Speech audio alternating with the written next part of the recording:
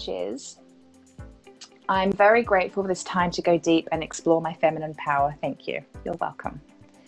Something you mentioned in a previous call was asking for spiritual guidance and asking certain angels to help with answers or signs.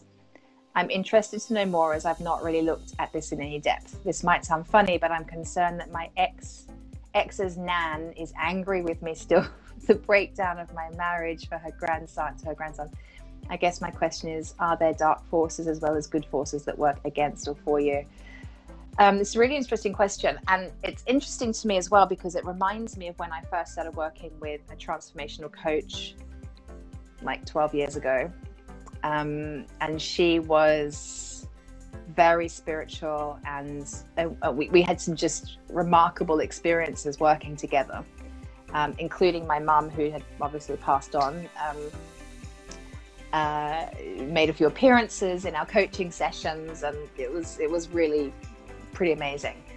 But I remember just opening up to this idea that there was more than just us, and there was more than the God that I learned existed through the Christian faith, which is what I was brought up with. And you know, I learned there was more than a God that judged me and made me wrong and told me I was a sinner. I won't go into that conversation right now, though. And as I started to connect in with this feeling and this just sort of knowing of spirituality, of spiritual beings, of angelic beings, of being able to connect with past loved ones, of all that stuff, it scared the crap out of me. Like, I'm not going to lie, I used to tell every session I had with my coach, I was really opening up, and my empathic nature was coming forward, my highly attuned, my intuition was coming through, and I was really cracking open, and I was terrified because I could feel the power of it, and I didn't understand it. So again, I was very masculine. I didn't understand it, and I didn't know what to do with it, and it was a scary time. I'll never forget it. It kind of seems weird to me now because it's just such a part of my life. And I laughed when you said your ex's nan being angry with you, because here's what I know to be true. You get to take it or leave it. But when we all pass on, and when your ex's nan passed on, she just becomes love and light. There's no ego, there's no humanness there anymore. There's no judgment. It's pure love. So anything on the human plane of the human experience, it disintegrates, it disappears, it just doesn't exist anymore. So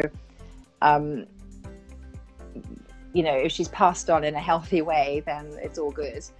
I do think there are some dark forces. It's not something that I could even begin to speak to, and it's literally something I do not pay any attention to. I give it zero energy. I don't think about it. The only times I think about it is because Halloween's coming up and the kids have been wanting to watch scary films lately about haunted houses and stuff, and there's some stuff on telly now, I can't think what they're called, something Manor, which are meant to be true stories of whatever. I think there are dark forces out there. I choose not to think about it. I choose not to give it any attention. I think we get in life what we put our attention on and where we put our energy. Like, even with Mercury retrograde, I have friends who believe in it wholeheartedly and are very focused on it when Mercury's in retrograde, and their world goes to shit and all their tech fails. But they're focused on it, and I'm a strong believer that if you just don't dial into it, you're less affected. I can't speak any more to dark forces. It's just not part of my world or my understanding, or even something that I would even like to pay any level of conscious attention to. I focus on the light. I just focus on the light. I choose to live through love and not fear. That's just where I'm at. And yeah, I'm happy in my little bubble. I'm happy in my little bubble, and it works for me, and it makes me feel good, and it allows me to show up in the world in a really nice way. So yeah, that just suits me.